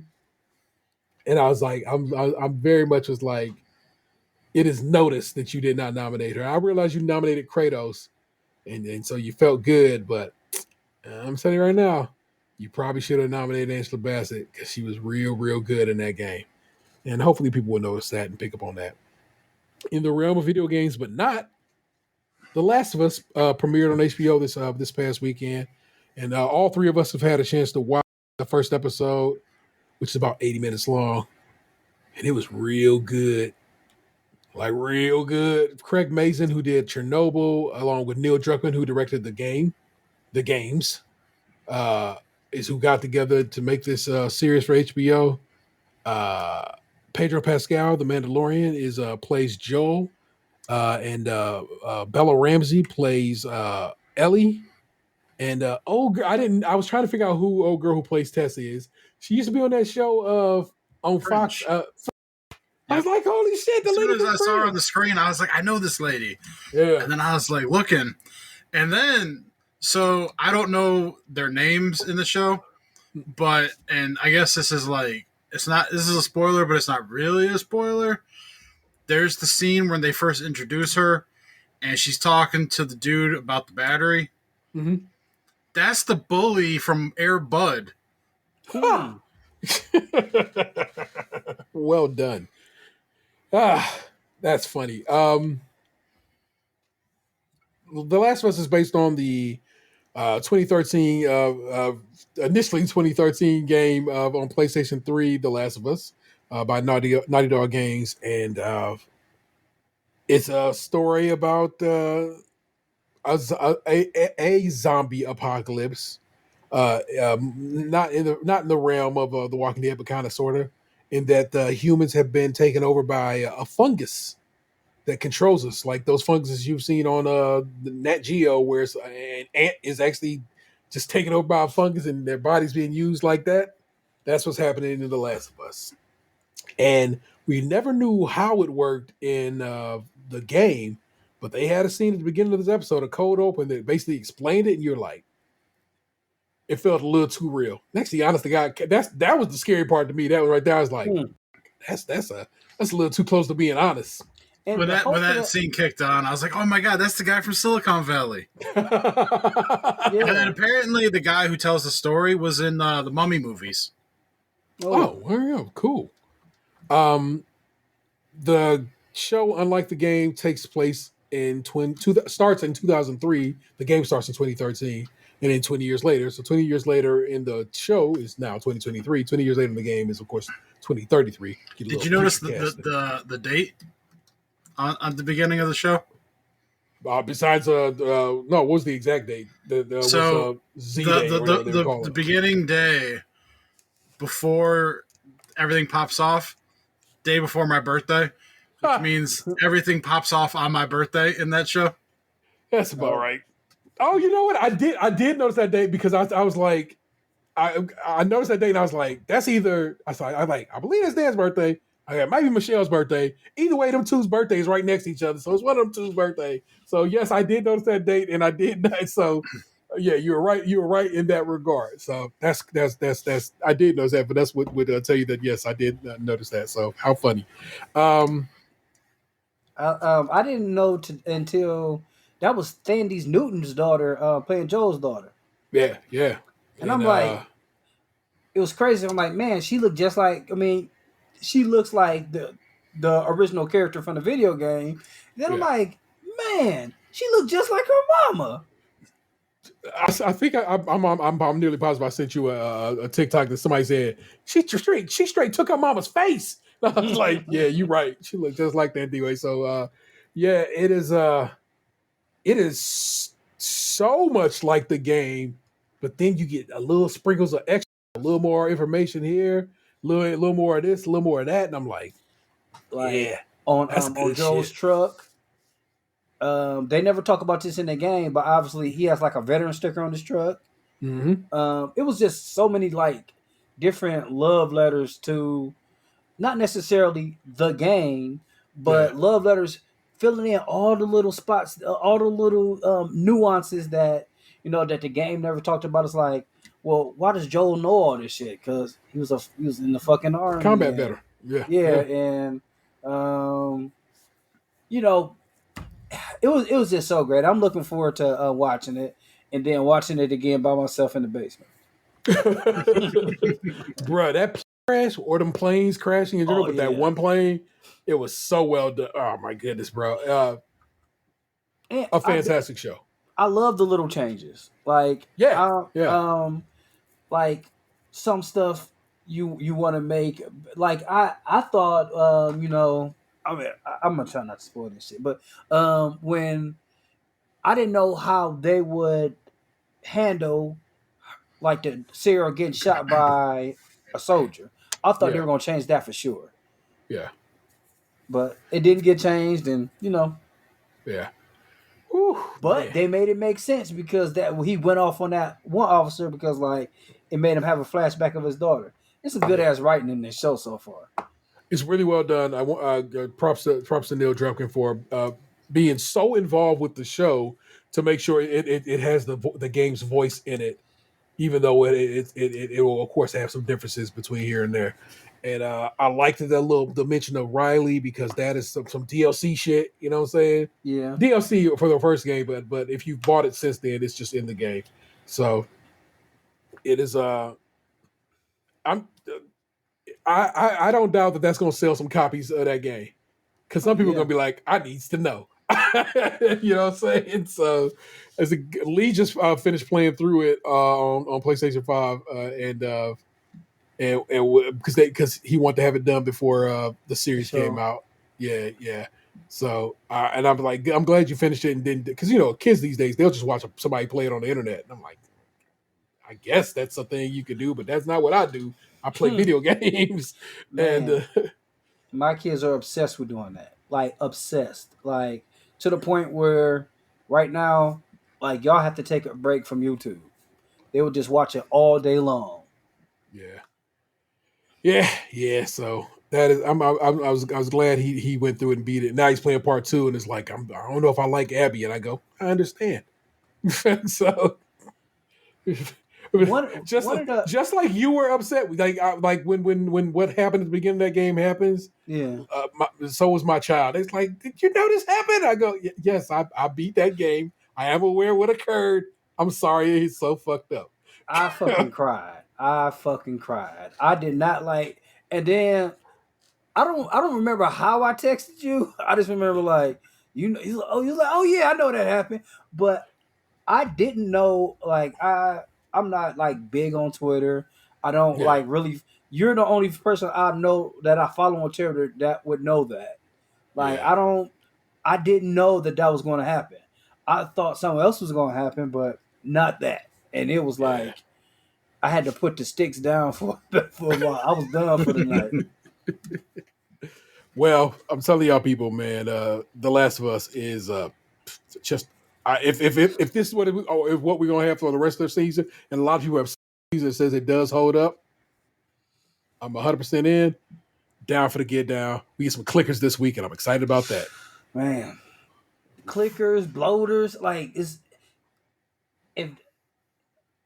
HBO money is good money, man. Hopefully it stays good. Yeah, that's what's up.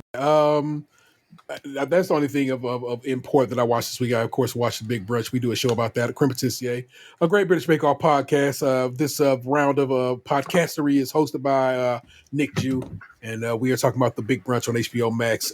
We are about to wrap up. This next Tuesday will be the last episode of that series. So unless we decide to go over something else, we will be done until Bake Off comes back. So we'll go from there. Probably a year from now. Well, no, I mean just later this year, like August of this year, September. So, yeah. Okay. Yeah, so that's when Bake Off comes back. But that's what's up, man. Y'all been watching anything besides, you know what I'm saying, The Last of Us? Anything of important that you thought, hey, man, y'all need to know about this? Reading anything or anything, I watched. Not really. I watched Peanut Butter Falcon today. I like that movie. I enjoyed it too. Yeah. Like, what else was I watching? I finished something.